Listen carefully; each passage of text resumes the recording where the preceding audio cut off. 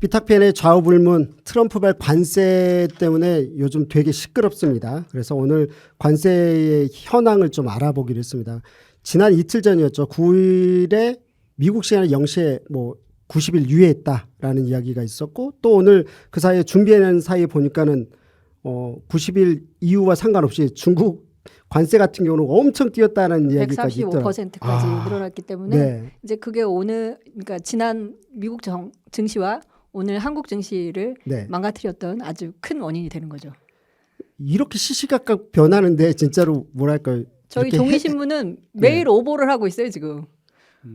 125% 썼는데 지금 145%잖아요 오늘 아침에. 그러니까요. 그리고 뭐 90일 유예했다 그랬는데 뭐 이렇게 또 이렇게 해서 굉장히 시장이 낙관적으로 네. 보도를 했는데 또 망가지고 막 이러기 때문에 우리는 지금 종이신문이 정말 어렵습니다.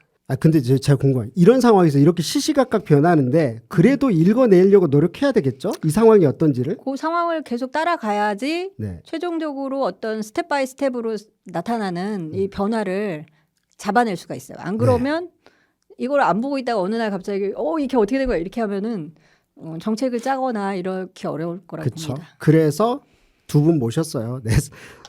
늘 하시는 이제 저희와 함께하고 있는 서울신문의 문소연 대기자님 또 그리고 특별 게스트 오늘 함께하셨습니다. 새 인물이세요. 전 한겨레 신문 경제사회연구원장을 역임하셨고요. 경제평론가이신 이봉현 기자님 함께하셨습니다. 반갑습니다. 네, 안녕하세요. 새 인물이세요. 지금 보시면 오늘도 바뀌었는데 지금 현황 상태를 좀 간단하게 브리핑을 해주시면 좋을 것 같아요.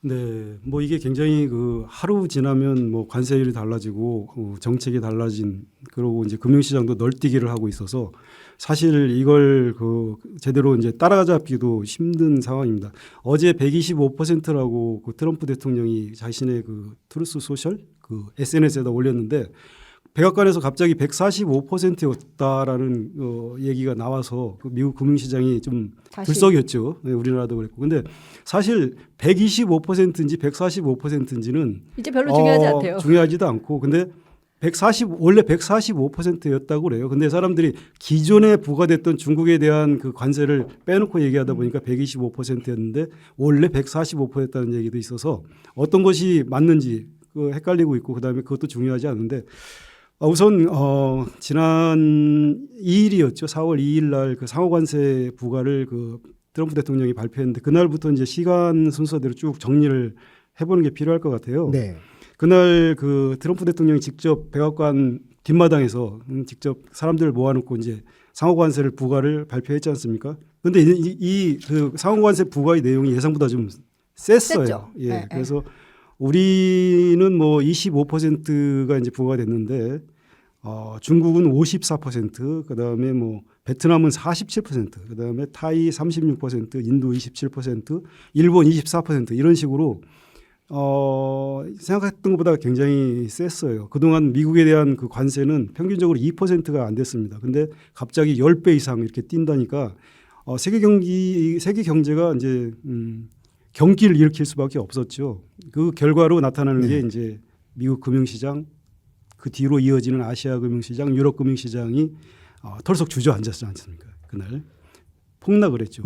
굉장히 많이 폭락을 했는데 그러다 보니까 이제 막상 이제 부과하기 시작하기로 한 9일 날 부과가 시작됐어요. 0시부터. 그런데 24시간이 지나지 않아서 트럼프 대통령이 90일간 유예를 한다 이렇게 발표를 했습니다. 예.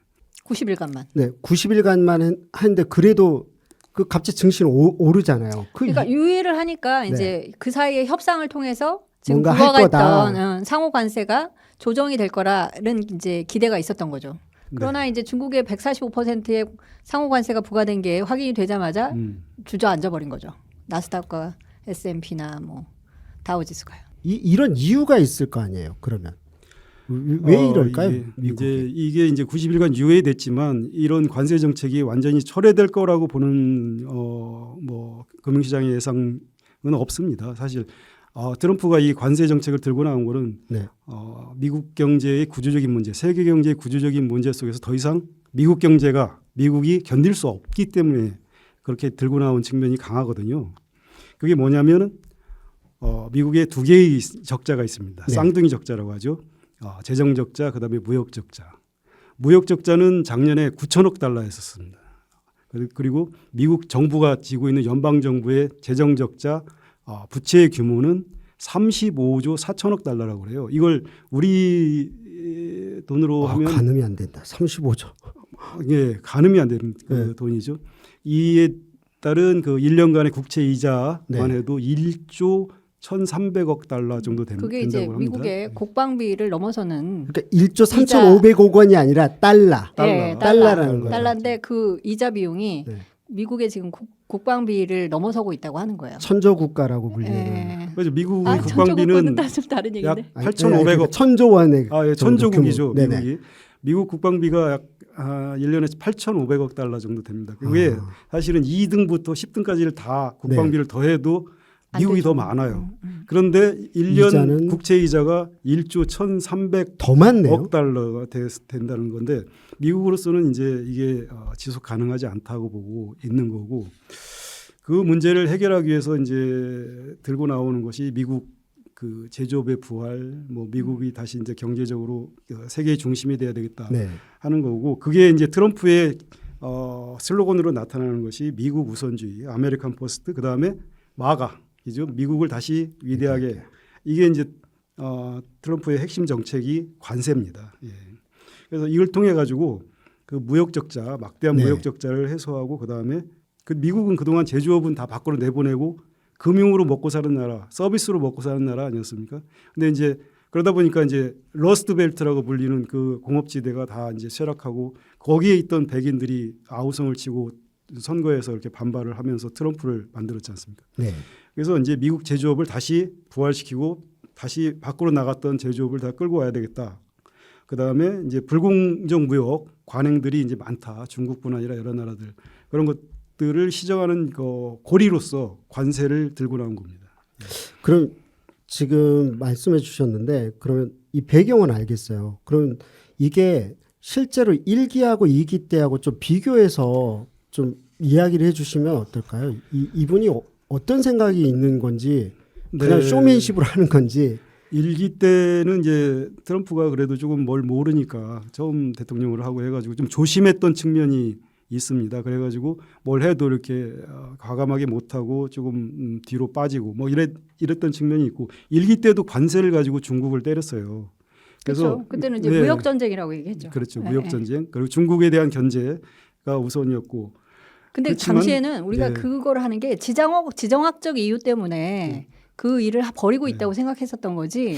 이게 뭐 쌍둥이 적자를 해소하거나 내지는 뭐 그 구조적인 그러니까 세계 질서의 구조적인 변화를 이끌어내겠다 이렇게까지는 생각을 못했던 거예요. 네. 저 그렇죠. 궁금한 거. 그래 죄송해요. 이제 사실 대본대로 안 가는 것보다 그냥 저의 예. 내 진행대로. 그럼 바이든 대통령이 뭐 한 거예요? 이렇게 바이든 적자가 대통령- 엄청난데? 아니 바이든 대통령 때 생긴 적자가 아니고 이 적자는 이제 누적된 거죠. 네. 그러니까 미국이 이제 그러니까 2차 대전 전후로 해서 영국으로부터 패권을 물려받잖아요. 그래서 물려받은 다음에 나타나는 이제 세계 질서를 만들어 나가는 그 리더로서 활동하는 과정에서 이 쌍둥이 적자라는 건 쭉 쌓여왔던 거예요. 그 전에도 계속 이야기됐는데 그러면 네. 매우 심각한 그러니까 미국 사람들 입장에서는 매우 심각한 게 맞는 거죠. 그렇죠. 이제 미국 일반인들은 잘 모르죠. 왜냐하면 그 중국에 네. 전 세계에 공장이 됐었잖아요. 그래서 네. 굉장히 싼 가격으로 물건을 공급해 왔었기 때문에 미국인들 월마트에 가서 이제 물품을 사서 생활하시는 미국인들은 이 상황을 잘 모르는 거죠. 싸게 물건을 사고 인플레이션도 없고 그러니까요. 그래서 이제 네.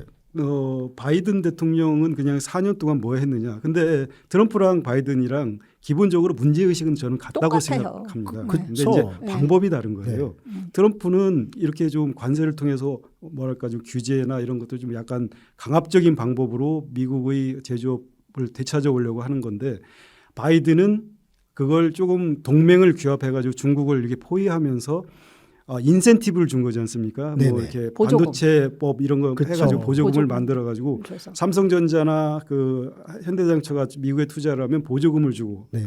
LG 에너지 솔루션이 배터리 투자하면 보조금을 보조금을 주고 주고. 그런 식으로 좀 이렇게 인센티브를 주어가지고 조금 금융시장적인 해법으로 바이든은 접근했고 트럼프는 야 뭐로 그래 관세 때리면 되지 이러면서 바이든 정책을 다 폐기하고 우리도 이제 못 받은 것도 있는데 아직 그거 받아야 되는데 바이든 정책을 일단 다 폐기하고 자기 방식으로 간 거죠. 네. 그래서 이기 때는 더 과격해진 거예요. 트럼프가. 그래서 중국만을 대상으로 하던 것이 이제 세계를 대상으로 한 것이고 그게 이제 모든 상품에 대해서 모든 나라에서 들어온 상품에 대해서 10%의 보편 관세를 매긴다는 걸 알지. 이미. 네.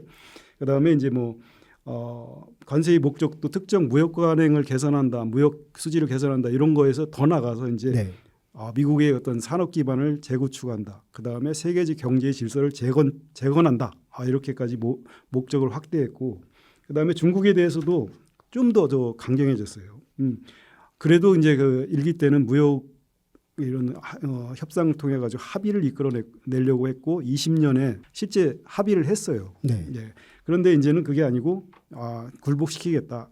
또 심지어 그 양국 간의 그 상품 교역을 거의 제로로까지 만드는 수준의 관세를 지금 부과하고 있지 않습니까? 이렇게 되면 125%라는 관세는 더 이상 이제 양국의 무역이 없어지는 거예요. 그런 정도로까지 강경한 물론 이게 브로핑일 수도 있고 뭐 네. 뻥일 수도 있지만 그런 정도로까지 강경하게 나갔고 일단 과연 일기 때는 협상을 그래도 그 중요한 수단으로 삼았는데 이제는 조금 더 강압적인 수단으로 먼저 질러놓고 굴복하고 들어오라는 식으로 지금 나오는 지금 그런 말씀하신 대로 이제 트럼프 대통령이 야 이제 전화 좀 해 중국 이렇게 얘기하고 있잖아요. 그러니까 협상하자 이런데 제가 궁금한 거 이런 식의 협상이라는 게 과거에도 있었어요? 처음이죠. 너무 신기해서요. 예, 이게 보통은 이제 그 세계 경제나 세계를 질서를 이끌어가는 패권국은 이렇게 안 하죠. 뭐냐면 이제 부드러운 뭐 리더십 또는 뭐 그런 어떻게 보면 룰을 세팅하는 그런 방식으로 세계를 지배하는데 지금은 힘으로 굴복을 시키려고 하고 힘 자랑을 하는 거지 않습니까? 네. 이런 방식은 그만큼 미국이 어렵다.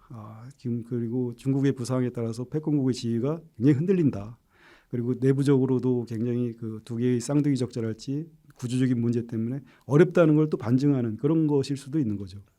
그러면 이제 저도 이제 한 가지 이제 질문을 드리려고 하는데 지금 이제 트럼프가 태도를 급격하게 바꾼 게 미국 국채 금리 때문이다 이런 얘기가 있잖아요. 그거에 대해서 조금 설명해 주시면 좋을 것 같아요. 예, 그래서 갑자기 이렇게 뭐 왜 90일 동안 유예를 하느냐 할 때 그럴 줄 알았어라고 하는 사람도 있었어요. 왜냐하면 이게 이렇게 그 고율의 관세를 매기는 거는 실현 가능하지 않기 때문에 원래 이게 뭐 중간에 이제 협상의 달인이라고 하니까 일단 그 타짜처럼 일단 질러놓고 네네. 그다음에 이제 이렇게 유예시키는 그런 방식으로 할 거라고 생각했는데 그렇지 않고 실제로는 트럼프가 움직인 그 이유는 국채 수익률이 올라갔어요. 그러니까 국채 수익률이 올라갔다는 건 미국 채권값이 떨어졌다는 얘기죠. 네네. 어느 정도냐면 그 7일 날 미국 10년물 국채 수익률이 굉장히 중요해요. 그게 이제 연방 정부의 어떤 뭐 이렇게 좀 대부분의 어떤 부채를 구성하고 있고 그다음에 이걸 기준으로 해 가지고 모기지 금리랄지 가정의 이런 금리 수준이 결정되는 건데 이 10년물 국채 수익률이 7일 날만 해도 3.86% 연이었는데 이게 이틀 뒤에는 4.5%가 넘어갔어요. 그래서 이틀 만에 60bp 0.6% 포인트가 올라가는 건 급등을 한 거죠. 그래서 이 국채 수익률이 왜 트럼프한테 중요하냐면 국채 지금 이제 채권 미국이 가진 그 재정 그 적자 그 국가 부채의 이자를 줄여야 되는데 국채 수익률이 올라가면 이자가 늘어나요 오히려. 그래서 지금 본인이 하려고 했던 정책의 근간이 흔들리는 거죠. 또 하나는 미국 국채는 사실은 미국에 대한 신뢰거든요. 세계 경제에서 차지하는 미국의 그 달러 패권과 함께 그러니까 이제 다른 나라들이 무역 흑자를 내서 그걸 미국 국채를 사는 이유는 그게 가장 안전한 자산이라고 생각하기 때문에 그걸 산 거죠.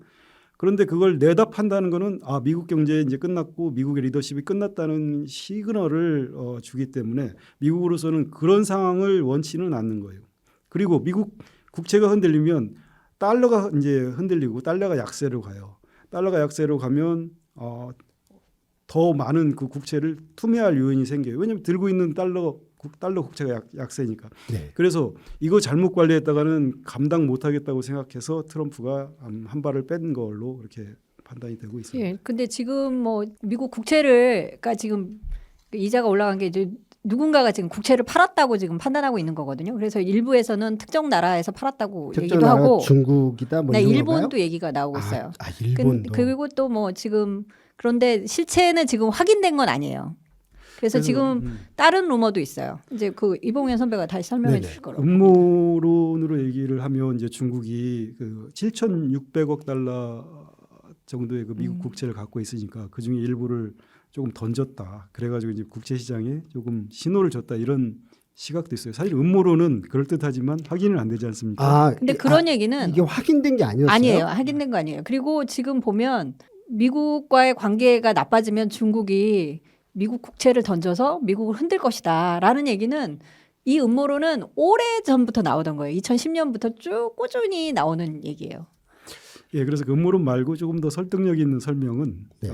헤지 펀드들이라고 있지 않습니까? 네네. 헤지 펀드는 그 레버리지가 강해요. 그러니까 네네. 돈을 조금 빌려 가지고 엄청난 투자를 한다는 거죠. 60배.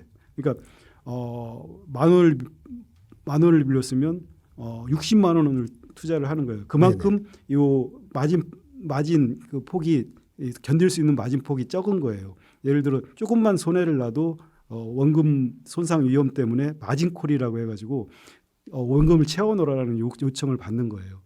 근데 이번에 그 관세 부과하고 나서 주가가 사상 뭐 몇 번째로 폭락을 했지 않습니까? 네네. 그러니까 그들이 들고 있는 주식 쪽에서 엄청나게 담보 손해를 가치가 보니까 확 떨어진 거죠. 그 부분을 자기들이 갖고 있는 국채를 팔아가지고 그 담보 저기를 부족한 담보를 채워넣어야 메운 되는 거예요. 거군요. 예, 예. 그런 메운 얘기가 거예요. 있어요. 네, 그러니까 그래서, 지금 이게 거의 이게 조금 더 정설에 설득력 가까워요. 있다. 예, 헤지펀드가 이번에 미국 국채를 내다 팔은 것 같다.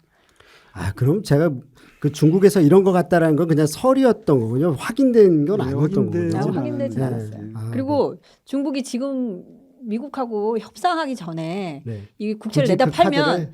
협상을 할 카드가 사라집니다. 아. 그러니까 중국 입장에서도 이걸 그렇게 섣불리 그렇게 움직일 수 있는 건 아니에요. 신기해요. 감정적으로 보자면 에이 잃어버릴 것 같은데 또 그럴 때 또 냉정한가 봐요. 다들 국가별로. 네. 그러면 일단 다른 것으로 일단 큰 틀로 가볼게요. 그럼 뭐 한국도 이렇게 막 흔들리긴 한데 그러면 세계 경제에서의 의미랄까요? 이 부분을 좀 큰 틀에서 좀 설명을 해주시면 좋을 것 같아요. 네.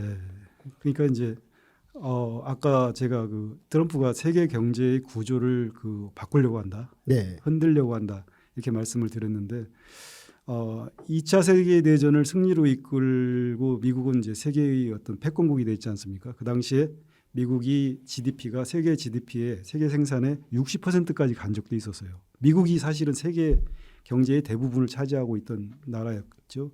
그 속에서 미국이 이제 만든 게 가트 체제, IMF 체제 이런 걸 통해 가지고 무역에 대한 질서, 그다음에 이런 것들을 이제 만들면서 세계 경제의 어떤 그 달러 패권도 마찬가지고 흐름을 그 만들어서 지금까지 온 거죠. WTO 체제도 마찬가지고 그런 것을 이제 규칙 기반의 자유무역 체제였다고 생각해요. 자유무역은 경제학 교과서에 있지만 자유무역은 모두에게 이익이 된다는 게 이제 나와 있지 않습니까? 그래서 지속적으로 자유무역을 가로막는 그 관세 장벽을 낮추려고 노력했던 게 지난 50년의 그 경제사였습니다. 맞습니다. 그런데 이제 이런 속에서 트럼프는 두 개의 쌍둥이 적자가 잉태됐고 더 이상 견딜 수 없는 수준까지 갔다고 보는 거예요. 그래서 이제는 이걸 흔들어야겠다.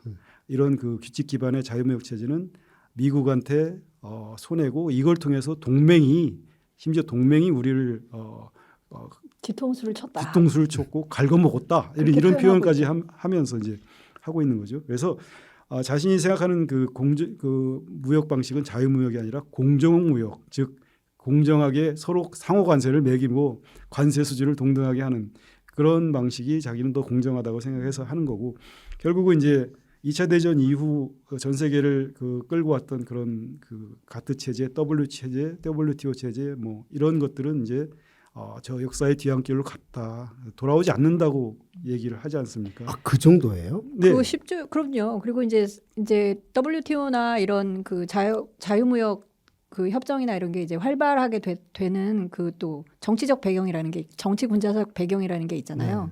이제 무역으로 이렇게 다 끈끈하게 얽혀 있으면 전쟁도 덜 난다 이렇게 본 거예요. 그러니까 서양과 유럽에서 가장 커다란 공포는 이제 전쟁이잖아요. 1차, 그쵸. 2차 대전에서 네. 너무 많은 사람이 죽었기 때문에 전쟁이 두 번 다시 일어나지 말아야 된다는 그런 생각이 있고 이러려면 자유무역이 쭉 되면 경제로 서로 엮여 있다면 전쟁이라는 건 일어나지 않을 것이다. 이런 생각이 좀 있었던 거거든요. 근데 이제 이런 게 다 무너지고 있는 거죠. 그 가설 자체가 쭉 무너지고 있는 거예요. 그 정도까지. 저는 이제 사실은 보면서도 워낙 세계라는 것은 이제 잠시 일시적 후퇴나 이 정도가 아니라 진짜 종말이라고 할 만큼의 상황으로 봐야 될 뭔가 재조정되는 상황이다라고 경제 전문가들이 다 그렇게 보고 있는 건가요? 지금 이제 대공황이 올 수도 있다. 1930년대에 대공황 같은 것들이 올 수 있다. 지금 트럼프의 이 관세 정책이 계속 진행이 된다면 이렇게 네. 얘기를 하고 있잖아요. 그래서 이 대목에 대해서도 이제 이 선배가 말씀해 주시고. 뭐 사실 그 2일 날 발표하고 그 뒤에 이제 이어지는 전 세계적인 주식 폭락이 그런 것들을 예견해서 온 것일 수도 있고요. 네. 결국은 이제 이런 것들이 역사에도 그 사례가 있습니다. 그 관세 전쟁을 하면 세계 경제가 대공황을 가거나 전쟁으로 간다는 그리고 그게 우리의 2차 경험이 대전이 있어요. 예. 결과적으로 실제 사례가 네네네. 네, 그렇죠. 그러니까 예를 들어 100년 전에 이런 일이 있었습니다. 미국에 이제 그 당시에는 공화당 소속의 그 허버트 후보 대통령이 네. 트럼프랑 비슷해요. 그때 뭘 내걸고 당선이 됐냐면 1928년에 미국 농업 보호를 내걸고 농민 보호를 하겠다. 농민들을 보호하겠다. 뭐 어떻게 보호하냐? 외국으로부터 들어온 싼 농산물에 대해서 관세를 매겨서 우리의 그 농민을 보호하겠다는 걸 내걸고서 당선이 돼요. 지금 이제 트럼프가 러스트벨트의 그 노동자들을 제조업 부활로 설득해가지고 표를 얻은 것처럼. 네. 근데 이걸 통해서 이제 미국 공화당은 또 그 관세 장벽을 쌓는 스무트 홀리 관세법이라는 것들을 또 법으로 통과를 시켰어요. 그래서 그 뒤로부터 이제 지금처럼 이제 관세를 올리는 정책을 계속 추진을 했는데 네. 이렇게 하니까 이제 유럽의 다른 나라들도 미국에 대해서 또 보복 관세를 매기고 그러면서 서로 이제 관세를 올리는 그 경쟁을 하다 보니까 세계 교역량이 이제 대폭 좀 줄어든 거죠. 그러면서 서로 이제 교역량도 줄고 생산량도 줄고 하면서 미국이 이제 1929년 이후 대공황으로 빠져들어가는 그런 계기가 되는 겁니다. 그 29년에서 이 보호주의를 그 관세를 도입하면서 네. 1929년에서 1933년 사이 미국의 GDP가 그 전에 비해서 29%가 줄어들었다고 해요. 그리고 대공황기에 미국의 실업률이 25%를 넘었고요. 그래서 이런 전례가 있기 때문에 이 관세라는 거는 그동안 경제학에서는 낮을수록 좋다. 될 수 있으면 없을수록 경제 성장에 좋고 고용에도 좋다. 이게 이제 통설이었고 모두가 동의하는 거였는데 이렇게 다시 또 관세를 들고 나오면서 100년 전의 기억이 소환이 되는 거죠. 그래서 다시 또 대공황으로 가는 거 아니냐 이대로 가면. 특히나 중국이 이제 맞대응을 하면서 두 경제 대국이 치고받으면 그거는 이제 뭐 불을 보듯 뻔하게 세계 경제에 큰 악영향을 끼칠 거라고 생각하기 때문에 전 세계의 대공황 공포가 이제 많이 이제 굉장히 커진 거죠. 와, 좀 저한테는 사실 좀 충격적인 것 같아요. 전 정말이야 이건 그냥 수사업권 줄 알았어요. 그렇지 않죠. 네.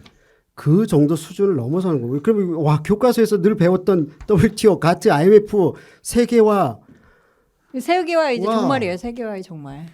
우리가 이제 세계화와 신자유주의 엄청 욕하지 않습니까? 네네. 그 사이에 뭐 불평등도 확대되고. 근데 마치 세계화가 신자유주의가 더 좋은 거 그러니까 이제 상대적으로 좋아 보여요. 그러니까 이제 역설적으로 그 시절이 좋았나 보다 이런 네. 그 얘기들도 나오죠. 맞아요. 30년 전에 세계화 신자유주의 이것 때문에 우리나라가 뭐 지금 뭐 경쟁 사회가 됐고 극심한 경쟁 사회 속에서 사람들이 힘들어지고 불평등도 늘어났다 이런 얘기들을 많이 했는데 요즘 보니까 이거 그때가 좋았네.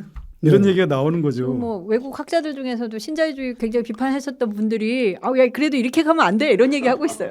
그렇죠. 세계화가 나쁘다고 어, 비판했던 학자들이 그래도 이건 아니지 이렇게 얘기하는 그래도 거죠. 그때는 규칙이 있었던 시절이다. 그래도 뭔가 룰이 어, 있었어요. 예. 그럼 저 궁금한 거예요. 그럼 제가 이제 다음에 넘어가기에 앞서서 미국 입장에서뿐만 아니라 제가 이제 미국을 막 좋아하지도 않고 싫어하지도 않지만 들었을 때는 그렇네. 미국이 좀 약간 다른 국가들 얄미워 보일 법도 해요. 뭔가 리더로서 희생한다고 생각이 드는데 저런 요구를 하는 것 자체가 이상한 건 아니야. 근데 또 이런 방식으로 푸는 게 나쁜 거지. 그걸 함께 고통 분담을 하고 이런 새로운 룰을 좀 짜보자. 세계화에 대한 어떤 흐름들은 놔두고서 이런 이야기가 나오는 건 없나요? 너무 순진한 건가요? 근데 만약에 이제 유럽 같은 경우에는 뭐 1% 아래 국방비를 지출하고 있잖아요. 미국이 이제 나토를 통해서 유럽 지역을 이렇게 네. 보호해주고 있기 때문에. 근데 좋은 말로 야 이제 너 지금 이제 트럼프가 5% GDP 5%까지 네 국방비 네. 올려야 돼 이런 얘기 하고 있거든요. 유럽에다 대고. 근데 그냥 이제 특별한 계기가 없는데 좋은 말로 야 5%로 이제 국방비 좀 올려보지. 우리 이제 하기 어려워. 이거를 일기 때 한 거예요. 일기 때. 네네. 예? 일기 때 했는데 안 들었잖아. 그렇죠. 예. 그러니까 이런 강압적인 수단을 쓰는 거 아닐까라는 생각도 들어요. 그럼 차라리 그건 뭐예요? 예를 들어서 뭐 주한미군이나 이제 나토 등등에다가 그럼 비용이라도 더 내. 그러니까 비용을 이게 더 내. 불합리한 이렇게 건가요? 아니 뭐 불합리하다고 볼 수는 없죠. 근데 이제 우리나라의 이제 방위비 분담금 같은 경우에는 이미 충분히 내고 있고 그렇죠. 한국은 되게 많이 예, 많이 낸다고 내고 들었는데. 있고 이미 그 불용도 많아요. 안 네. 쓰고 남아 있는 돈이 많아요. 근데도 이제 이걸 더 계속 올려야 되겠다고 하니까 이제 협상의 그렇죠. 레버리지가 그 되겠죠, 이것이. 원래 이제 부자가 잘 살 때는 네. 뭐 주변에 이제 뭐 인심도 쓰고 뭐그 짜잘한 것들은 뭐 그냥 놔두고 그랬는데 이제 어려워지니까 국간에서 인심이 안 나는 거죠, 그렇죠. 이제. 어려워지니까 이제 자꾸 분담금 더 내고 뭐 지금 한국에도 좀 100억 달러 내고 이렇게 얘기를 하는데 사실 그동안 이제 미국은 50년 넘게 60년, 70년간 패권 국가로서 그 군림했지 않습니까? 네. 그 패권 국가는 또 패권에 따른 비용을 지불을 해야 돼요.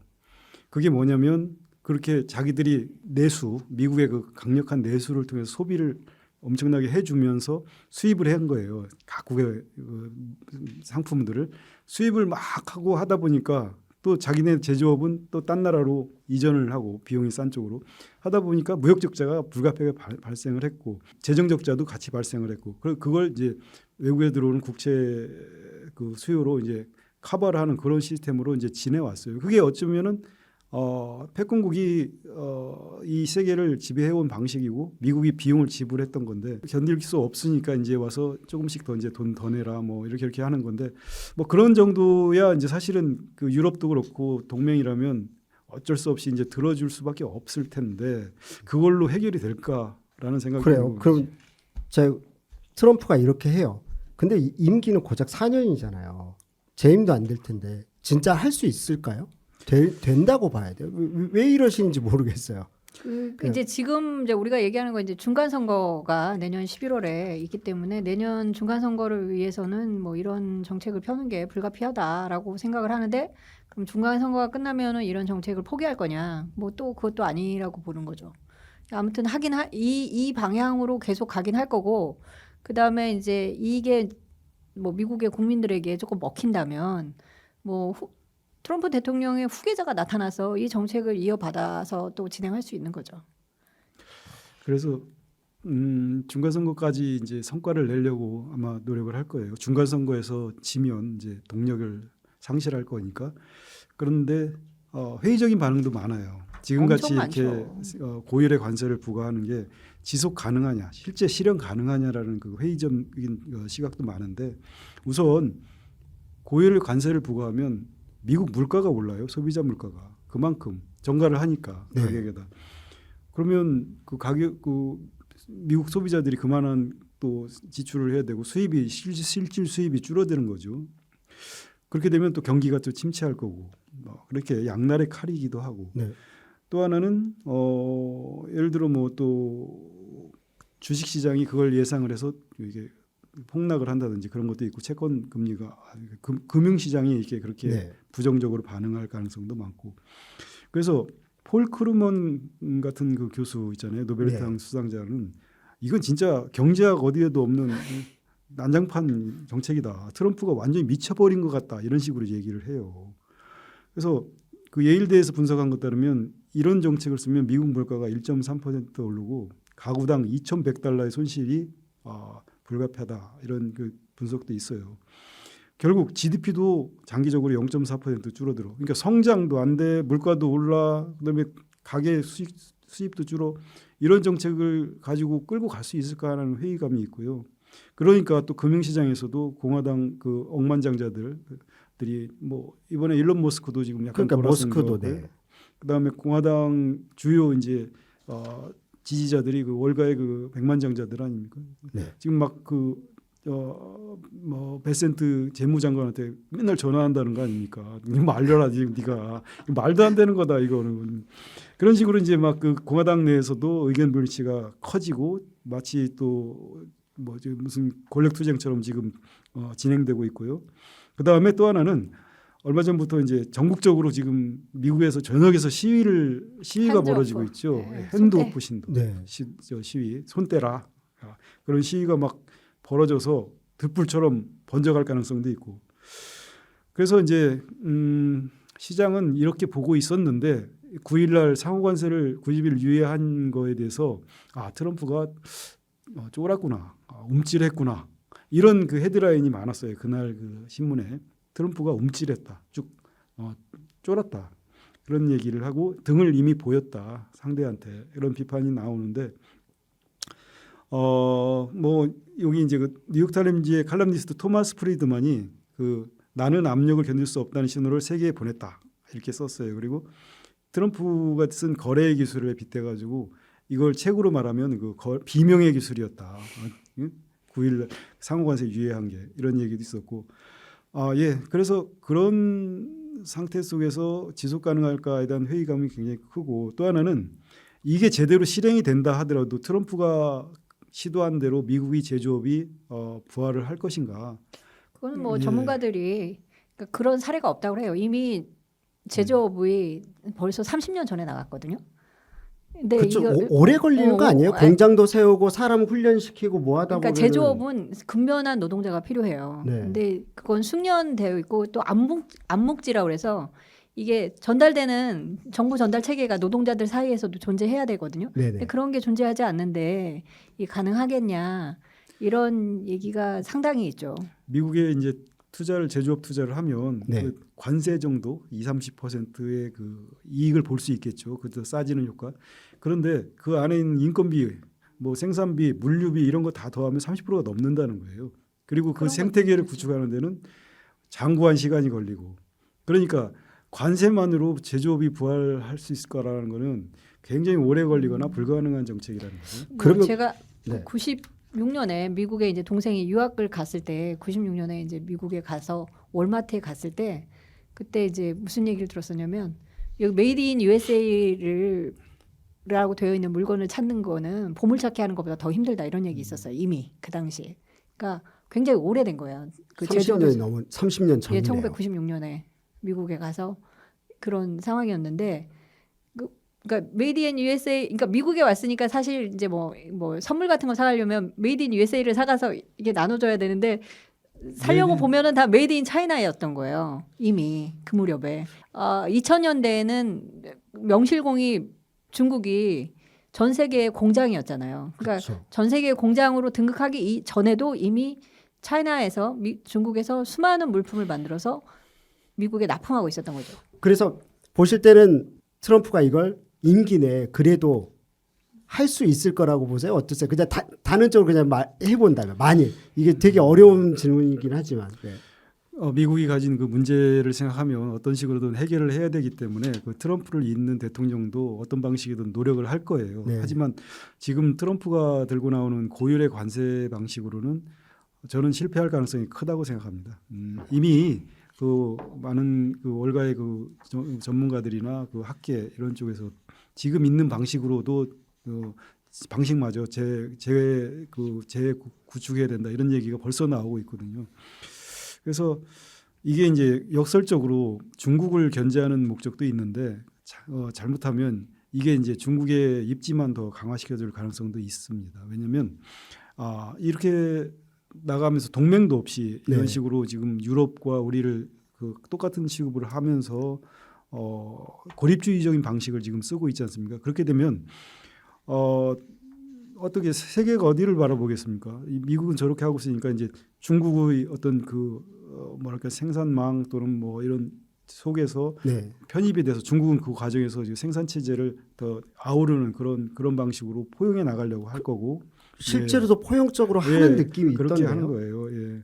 무역의 주도권이나 이런 것들을 다시 중국이 잡은 그런 어떤 역설적인 기회가 될 수도 있다고 그래요. 그래서 자칫 이 정책을 오래 끌고 갔다가는 중국 견제하려는 목적을 달성도 못하고 중국 입지만 키워주는 그런 상태가 될 수도 있을 것 같은 생각이 듭니다. 네. 그럼 이제 우리로 다시 돌아와 볼게요. 한국 경제에는 뭐 이미 뭐 휘청휘청 거리고 있고 난리도 아니어서 주변의 사람들 말 들어보면 어떻게 해야 될지 모르겠다라고 주식이 널뛰기를 하니까요.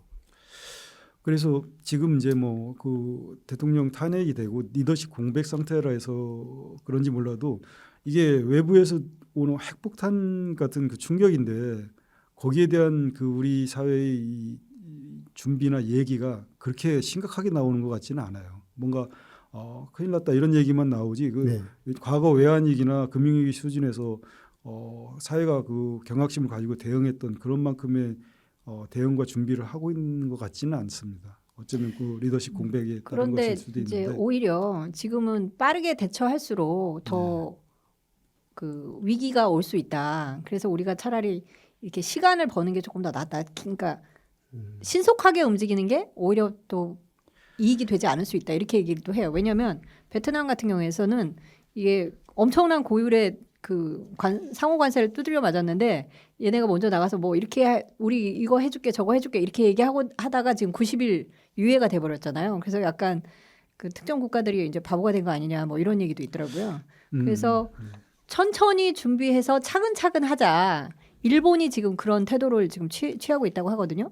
처음에 이제 이시바 총리가 미국에 얼른 달려가서 여러 가지 협상을 하고 왔다고 하지만 자동차 관세는 똑같이 품목 관세 똑같이 두드려 맞았어요.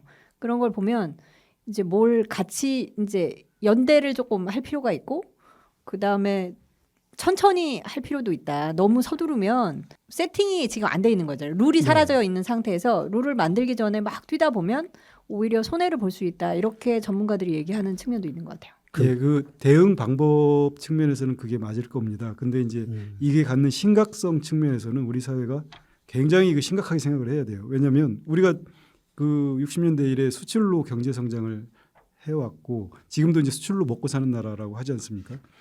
그래서 이제 무역협회가 이 분석을 했는데요. 지난해 경제 성장률 2.04% 중에서 수출의 기여도가 1.93% 포인트, 거의 95% 수준 성장의 거의 대부분을 작년에 특히나 내수가 안 좋았지 않습니까? 네. 그러니까 작년 성장의 거의 95%는 수출로 한 거다. 수출이 없었으면 0% 성장대에 머물렀을 거다라는 얘기죠. 그리고 이제 우리나라 국내 총생산 GDP에서 수출의 비중이 약 36%. 그다음에 수출로 만들어지는 취업자 수가 약 416만 명이라고 합니다. 이런 수출이 이제 타격을 받으면 우리 국내 경제가 굉장히 어려울 수밖에 없는 거죠. 예를 들어 그다음에 이제 현대차랄지 삼성전자 이런 제조업 대표적인 제조업이 미국으로 수출길이 어려워지거나 막히면은 거기에 종사하는 국내 노동자들 근로자들 또 마치 어려워질 거고 거기에 납품을 하는 국내 중소기업들 역시 어려워질 겁니다. 그런 생태계가 또 사실 취약해지고 붕괴될 위험까지 있는 거죠. 그러면 밖으로 나간 삼성전자 공장이나 현대차 공장은 괜찮냐? 베트남이나 인도 역시 54%, 27% 이렇게 때려 맞았기 때문에 거기에 삼성전자 공장에서 만든 스마트폰도 마찬가지 처지다 이렇게 생각합니다. 그리고 이제 추가해서 그 베트남이나 방글라데시에 이제 생산 기지를 만든 한국의 중소기업들도 상당히 많아요. 네. 그러니까 이분들이 한국에서 원자재를 가져다가 거기서 조립해가지고 또 뭐 수출을 하는 거거든요. 베트남에서 수입하는 한국 그 수입량이 상당했었는데 이제 만약에 이제 상호관세가 네. 이렇게 집행이 되면, 그러니까 수출 물량이 확 줄어드는 거죠, 한국에서. 와, 특히 현대자동차는 너무 심각하겠어요. 고민이 엄청 클 것 같은데요. 현대자동차는 지금 저기가 있잖아요, 근데. 한국에서 더 많이 생산 안 하나요? 저 그러니까 잘 이제 몰라서. 현재로는 그렇습니다. 미국에서 그 현대기아차가 작년에 184만 대를 팔았는데 네. 그 중에 이제 미국에서 공장을 만들어 놓고 생산한 게 67만 대. 이번에 다시 또 가서 투자한다고 했지 않습니까? 네. 그러면 좀 더 많아지겠죠. 근데 이제 나머지 120만 대는 한국에서 만들어서 팔았거나 다른 나라에서 만들어서 가져다가 판 건데 거기에 이제 관세가 붙으면 25% 자동차는 25% 분목 관세가 붙지 않습니까? 같은 그 동급의 차가 25% 비싸다 그러면 팔기가 거의 불가능해지는 그러면 이제 수준이죠. 미국에서 이제 포드나 혼다 혼다는 네. 아니지. 포드나 뭐 GM을 타야 되는 거겠죠. 근데 그게 잔고장이 그렇죠. 많아서. 포드나 혼다 같은 경우는 이제 미국 내에서 그 우리보다는 더 많이 생산하기 때문에 관세에서 좀 자유롭죠. 아, 우리가 좀 늦었다고나 할까요? 그 조금 이제 공장이 건설되면 좀 나아지겠지만 그 관세 대응하는데 조금은 늦고 어쩌면 멕시코는 지금 무관세지 않습니까? 그 네, 캐나다. 그렇죠. 예, 아직 그 이제 상호관세 먹인다고 하다가 자유무역 협정 내에 있는 것들은 건들지 않기로 해서 건드리지 이제 않겠다. 예, 상호관세는 없는 걸로 예. 되어 있죠. 그래서 멕시코나 캐나다에 있는 품목관세도 공장에서는 없고. 다행히 무관세로 들어갈 수 있게 됐는데 그렇습니다. 그래서 우리 기업들도 뭐 발빠르게 대응을 하고는 있는데 앞으로 뭐 조금 더 잘 지켜보고 열심히 대응을 해야 될 것 같습니다. 예.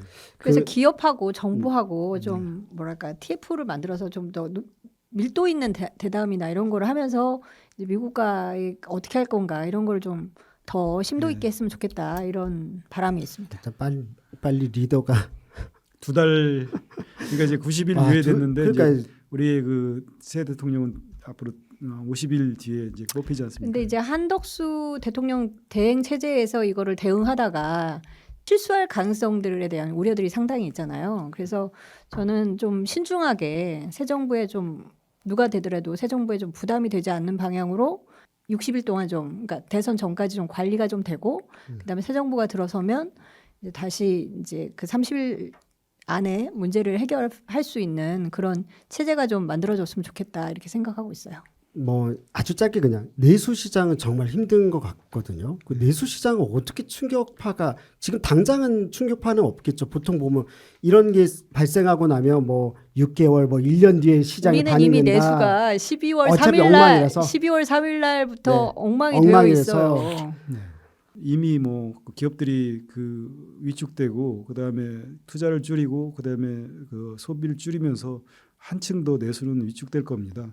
언론사만 해도 기업들이 광고비를 작년의 수준에서 더 줄이겠다고 지금 하고 있거든요. 그거만 해도 이제 기업들은 수출이 안 될 거라고 생각을 해서 벌써 이제 긴축으로 돌아선 거죠. 대기업들이. 그리고 이제 상호관세 문제가 해결이 안 되고 이렇게 계속 이제 뭐 90일 유예를 하고 이렇게 하면 기업들 입장에서도 투자하기가 어렵습니다. 그렇죠. 뭐 불확실성이 계속 뭐 이렇게 픽스가 돼야지 그 다음에 그 위에다 뭐 성을 쌓든지 뭐 다리를 놓든지 할 텐데 지금 확정되는 게 하나도 없이 그냥 불확실성 사이에 그냥 이렇게 노출되어 있는 거잖아요. 그래서 그런 게 굉장히 어려움을 가중시키고 있는 거죠. 기업 투자가 안 되니까. 그럼에도 불구하고 우리는 이제 거의 이제 막바지인데 그럼 이제 어떻게 대응해야 될까요?라고 이제 보통 물을 거잖아요. 보통 이제 내수 시장에서 막 이렇게 버티는 분들은 너무 힘들다고 하고 있고 실제로 많이 엎어지는 게 저희 관악구 내에서도 여기저기 보이거든요. 그렇죠. 네. 공실 막 나타나잖아요. 네. 이제. 그러니까 이걸 쪽에서 예를 들어서 계엄 탄핵 그거 공백기라는 것도 하나 있고 또 트럼프의 이런 변덕이라는 게 또 있고 여러 가지 것들이 있을 텐데 어떻게 대응을 일단 우리 정부는 대응을 잘하고 있는 건지 그래도 조금이라도 대응을 하고 있는 건지 아니면 뭐 저쪽에서 대응 맡으면 우리라도 어떻게 뭐 대응하기 위해서 이 보통의 이제 기업들이나 또는 가정에서 어떻게 해야 되는 게 있는 건지 그런 것들도 좀 궁금한데요. 그래서 일단 이 관세 전쟁이 불러오는 경제 충격이 내수에 미치는 파장이 크기 때문에 네. 일본은 이 상황을 지금 국난으로 규정을 하고 있답니다. 그래서 집권당은 전 국민에게 50만 원씩의 쿠폰?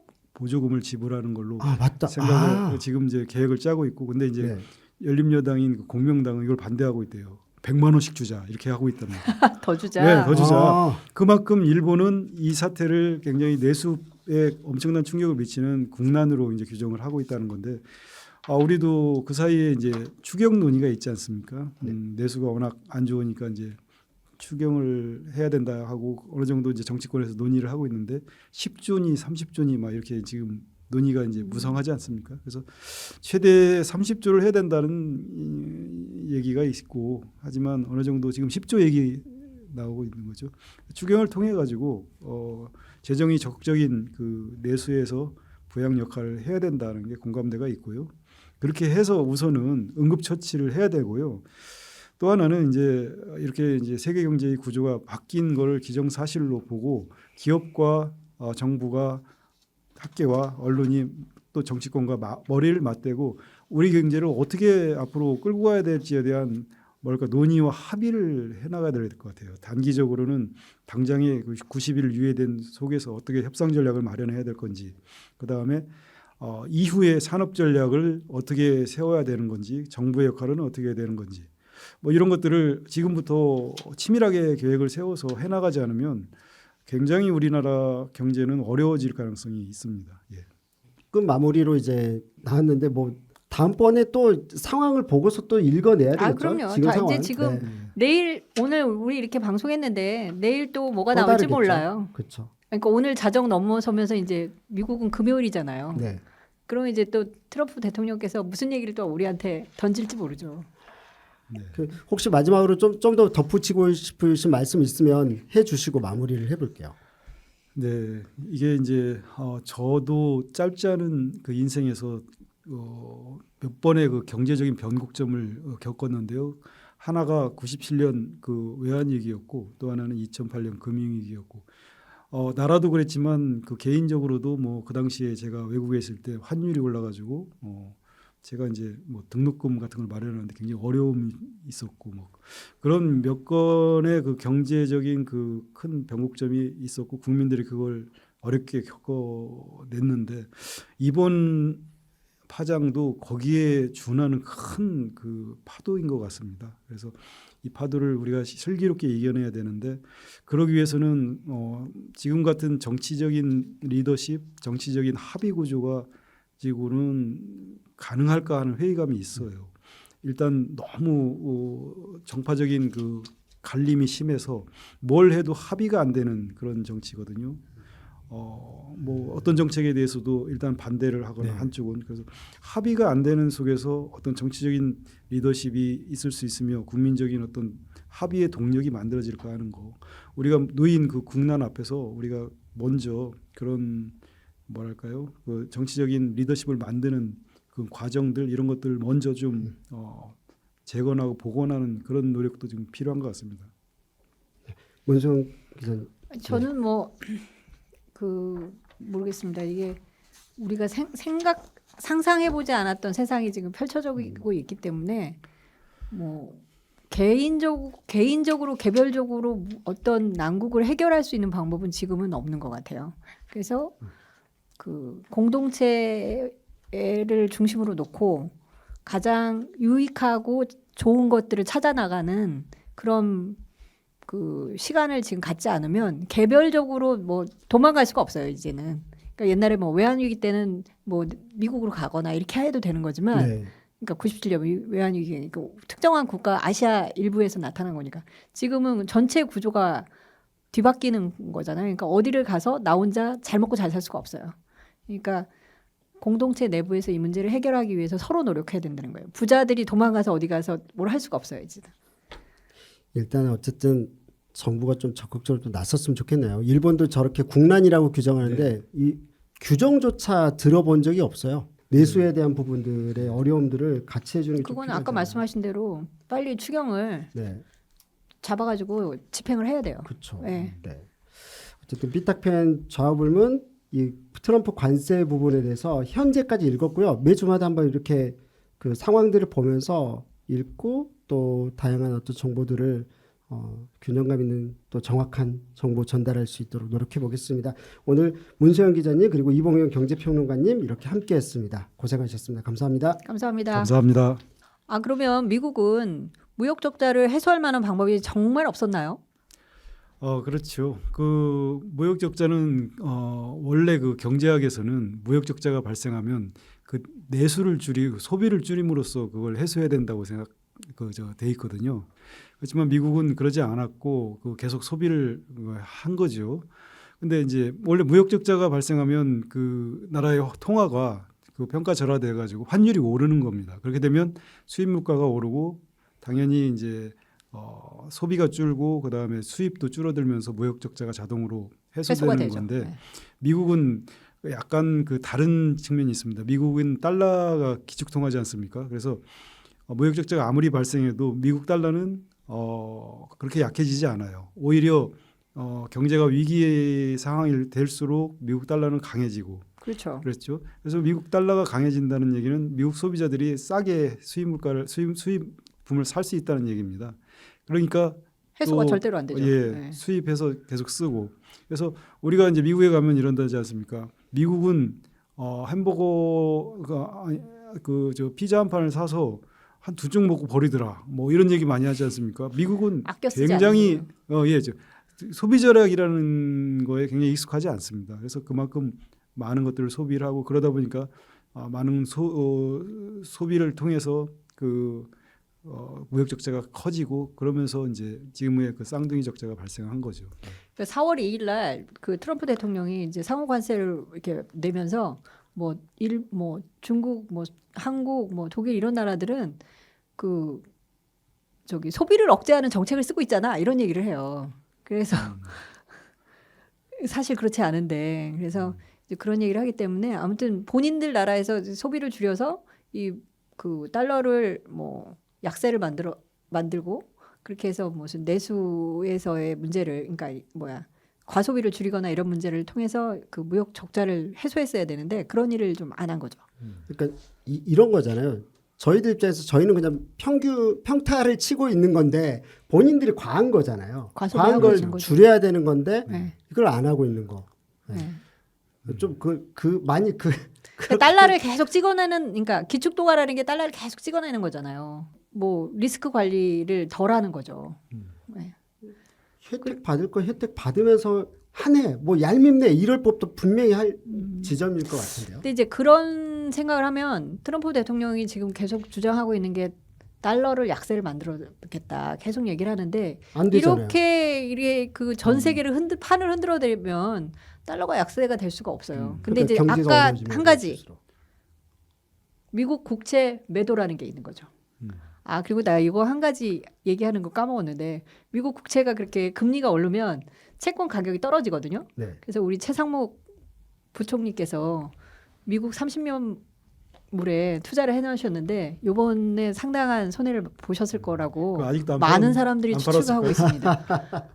팔 상황이 없었겠죠. 뭐 네. 네, 만약에 팔았다면 모르겠지만 못 팔았다면 이번에 엄청난 손해를 봤을 가능성이 있어요. 그래서 뭐 투자를 하는 걸 가지고 그런데 이건 이제 나쁘다 안 나쁘다 이렇게 하기는 어려워요. 원달러 환율이 많이 올랐기 때문에 환해서 먹었기 때문에 아 지금 그렇게 환도 손해는 아닐 떨어졌잖아. 환도 떨어졌잖아. 환 다시 떨어졌는데. 네네 환도 떨어졌잖아요. 네.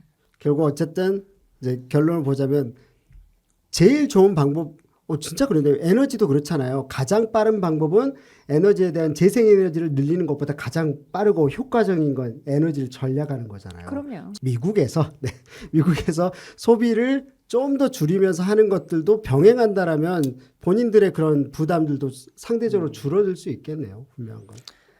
여러 가지 어려움이 있죠. 근데 네. 이제 미국 시장에서 물건을 사주는 게 굉장히 다른 이렇게 제조 국가는 좋습니다. 그게 이제 그 다른 나라들은 그 혜택을 받으면서 성장해온 거죠. 우리도 마찬가지고. 네. 그럼 미국으로서는 우리가 이렇게 함으로써 세계 경제를 그 개도국도 그렇고 부양을 해왔다고 나름 생각을 해온 거죠. 하지만 우리 몸이 이제 불균형이 깨지면 뭔가 병이 생기듯이 경제도 마찬가지입니다. 균형이 깨진 거죠. 과소비라는 거는 균형이 깨졌기 때문에 그게 이제 나타나는 병증이 쌍둥이 적자인 거예요. 그래서 미국도 자기의 그 경제 그 체력에 맞는 소비를 했어야 되고 지금부터라도 그걸 통해 가지고 무역 적자를 줄이고 재정 적자를 줄여 나가는 어쩌면 그게 더 근본적인 체질 개선일 텐데 이제 관세로 이번에 그 고율 관세로 한다는 거는 충격적인 방법이고 어떻게 보면은 근본적인 처방과는 조금 거리가 있는 그렇게 볼 수 있는 거죠.